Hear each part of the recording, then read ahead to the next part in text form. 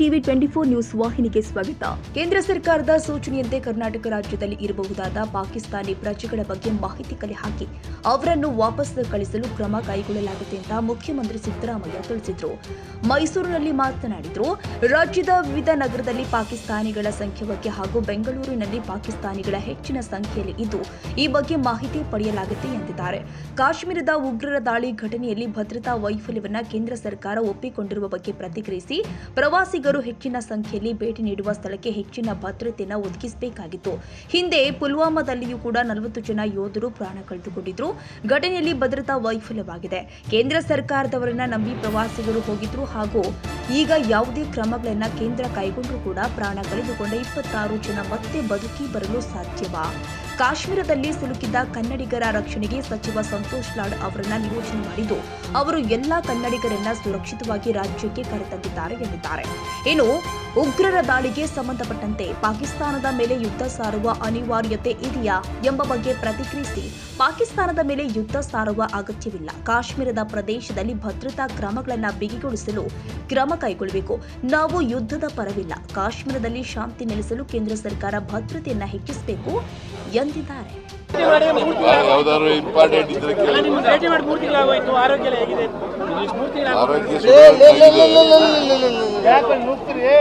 ಸುಧಾರಣೆ ಆಗಿದೆ. 90% ಓಕೆ, ಇನ್ನೂ 1% ತಿರುಗಾಡಬಹುದು. ಇಪ್ಪತ್ತೇ ಬಾರಿ ಚಾಮರಾಜನಗರಕ್ಕೆ ಹೋಗ್ಬಿಟ್ಟು ಒಂದು ಇಡೀ ಕಳಂಕನ ನೀವು ತೊಲಗಿದ್ದೀರಿ, ಮೊದಲನೇ ಸಾರಿಗೆ ತೊಡೆದೋಯ್ತು. ಅದು 20 ಸಾರಿ ಓದೋದಕ್ಕಲ್ಲ, ಮೊದಲನೇ ಸಾರಿ ಓದೋದಕ್ಕೆ ತೊಲಗ್ತು. ವಿಚಾರದಲ್ಲಿ ಭದ್ರತಾ ವೈಫಲ್ಯವನ್ನ ಕೇಂದ್ರದವರು ಒಪ್ಪಿಕೊಂಡಿದ್ದಾರೆ.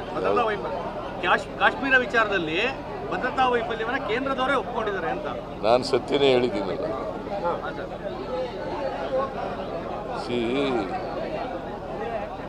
ಅಲ್ಲಿ ಭದ್ರತೆ ವ್ಯವಸ್ಥೆಯನ್ನ ಸರಿಯಾಗಿ ಮಾಡಬೇಕಾಗಿತ್ತು.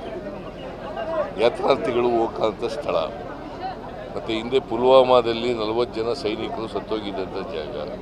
ಇವರು ಭಾಳ ಎಚ್ಚರಿಕೆಯಿಂದಿರಬೇಕು. There is a intelligence file, security file.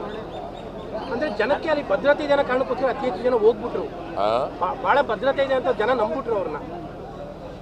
ಅದೇ ನಂಬಿ ಈಗ ಕೇಂದ್ರ ಸರ್ಕಾರದವರು ಭದ್ರತೆ ಕೊಡೋಕ್ಕಾಗಲಿಲ್ಲ. ಅವ್ರ ಕೈಲಿ ಜನ ನಂಬ್ಕೋತಾರೆ, ಕೊಡಲಿಲ್ವಲ್ಲ. ಈಗೇನೆಲ್ಲ ಕ್ರಮಗಳು ತಗೊಂಡ್ರು ಕೂಡ 26 ಜನ ವಾಪಸ್ ಬರ್ತಾರ. ಭದ್ರತೆಗಿರ್ಲಿಲ್ವಂತೆ ಸರ್ ಅಲ್ಲಿ ಆ ಜಾಗದಲ್ಲಿ. ಬೆಲ್ಗಾಮ್ ಇದೆಯಲ್ಲ, 4 ವ್ಯಾಲಿಯಲ್ಲೂ ಒಬ್ಬ ಭದ್ರತಾ ಪಡೆಗಳು ಇರ್ಲಿಲ್ವಂತೆ.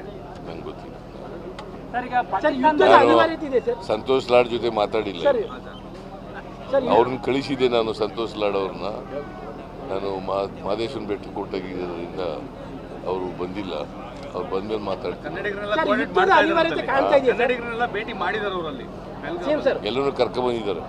ಯುದ್ಧದ ಅನಿವಾರ್ಯತೆ ಕಾಣ್ತಾ ಇದೆ. ಪಾಕಿಸ್ತಾನ ಮೇಲೆ ಯುದ್ಧದ ಅನಿವಾರ್ಯತೆ ಇದೆಯಾ? ಯುದ್ಧ ಮಾಡಬೇಕಾದಂಥ ಅಗತ್ಯ ಇಲ್ಲ. ಬಿಗಿ ಕ್ರಮಗಳು ತಗೋಬೇಕು ಅಷ್ಟೇ. ಭದ್ರತಾ ವ್ಯವಸ್ಥೆಯನ್ನು ಬಿಗಿ ಮಾಡ್ತಕ್ಕಂಥ ಕೆಲಸವನ್ನು ಮಾಡಬೇಕು. ನಾವು ಯುದ್ಧದ ಪರ ಇಲ್ಲ. ನಾವು ಶಾಂತಿ ಇರಬೇಕು, ಜನರಿಗೆ ಭದ್ರತೆ ಇರಬೇಕು. ಕೇಂದ್ರ ಸರ್ಕಾರ ಭದ್ರತಾ ಕ್ರಮಗಳನ್ನು ತಗೋಬೇಕು. ಹೊರಗಡೆ ಕಳಿಸಕ್ಕೆ ಕ್ರಮ ತಗೊಳ್ತಾ ಇದ್ದಾರೆ. ಎಲ್ಲ ರಾಜ್ಯಕ್ಕೂ ಇಂಟಿಮೇಷನ್ ಕೊಟ್ಟಿದ್ದಾರೆ. ಇಲ್ಲಿ ಹೇಗಿದೆ ಸರ್ ಪರಿಸ್ಥಿತಿ?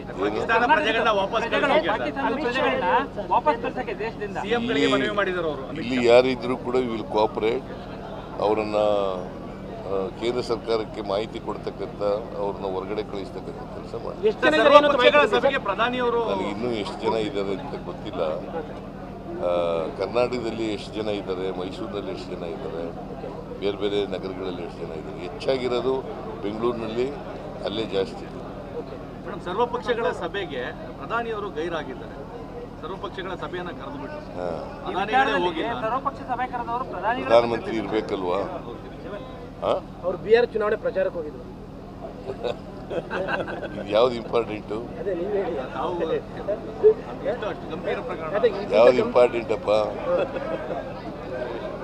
ಈಗ ಏನು ಮಾಡ್ತಾ ಇದ್ದಾರೆ, ಜನಗಳಿಗೆ ಟೋಪಿ ಹಾಕ್ತಕ್ಕಂಥ ಕೆಲಸವನ್ನು ಮಾಡ್ತಾ ಇದ್ದಾರೆ. ಟೋಪಿ ಹಾಕೋದು ಕನ್ನಡಿಗರ ಮೆಚ್ಚಿನ ನಿಮ್ಮ ಟಿವಿ 24 ಕನ್ನಡ ನ್ಯೂಸ್ ವಾಹಿನಿ ಇದೀಗ ಟಿವಿಯಲ್ಲಿ ಲಭ್ಯ. ಕರ್ನಾಟಕ ಮತ್ತು ದೇಶ ವಿದೇಶದ 360 ಡಿಗ್ರಿ ಸುದ್ದಿ ಹಾಗೂ ಉತ್ತರ ಕರ್ನಾಟಕ, ಬೆಳಗಾವಿ, ಬಾಗಲಕೋಟೆ, ಧಾರವಾಡ, ಹಾವೇರಿ, ಗದಗ, ಬಿಜಾಪುರ ಜಿಲ್ಲೆಯ ಕ್ಷಣ ಕ್ಷಣದ ವಿವರವನ್ನ ಪಡೆಯುವುದಕ್ಕೆ ಟಿವಿ 24 ಕನ್ನಡ ನ್ಯೂಸ್ ವಾಹಿನಿಯನ್ನ ಲೈಕ್ ಮಾಡಿ, ವಿಡಿಯೋಗಳನ್ನ ಶೇರ್ ಮಾಡಿ, ಕಮೆಂಟ್ ಮಾಡುವ ಮೂಲಕ ನಮ್ಮ ವಾಹಿನಿಗೆ ಸಹಕಾರ ನೀಡಿ ಮತ್ತು ಚಾನೆಲ್ ಅನ್ನ ಸಬ್ಸ್ಕ್ರೈಬ್ ಮಾಡಿ. Thank you.